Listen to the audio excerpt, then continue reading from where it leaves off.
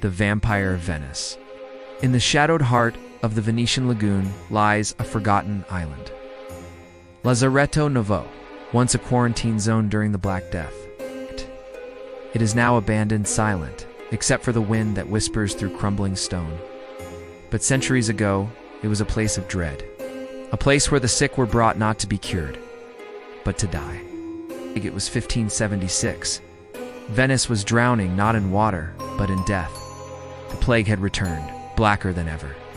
The city's physicians, dressed like birds with beaked masks, sent victims to the island, rowed across the waters, and left to rot in isolation. Among them was a woman. No one knew her name, only that she did not scream when taken. She arrived pale and silent, with strange eyes, too bright, too knowing. She carried no possessions, only a blood-stained veil. The other six swore she didn't eat, but grew stronger. One night a child was found dead beside her, his mouth bloodless, his veins emptied. They called her La Strega del Sangue, the Blood Witch. Terrified, the island caretakers dragged her body after she finally collapsed.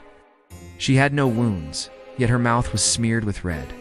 Her skin was cold, but she hadn't decomposed. Fearing she was not dead, the gravediggers performed a forgotten rite, an ancient superstition passed down from Rome's darkest corners.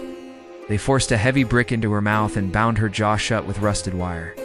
Then, they buried her in a pit filled with lime and plague corpses. They thought it would silence her forever. But Venice whispered of her still. In 2006, archaeologists uncovered the truth. Beneath the soil of Lazzaretto Nuovo, they found a skull.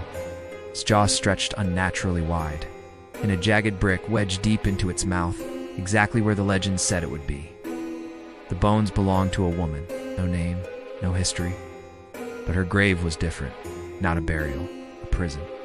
Locals say that on plague anniversaries, the water around the island turns red, and strange moaning is heard drifting over the lagoon. Fishermen refuse to dock there.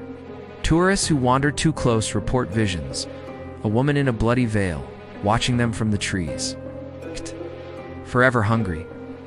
But something was already inside her. Something that would not die. Something that still waits, beneath the stone and salt. The Vampire of Venice.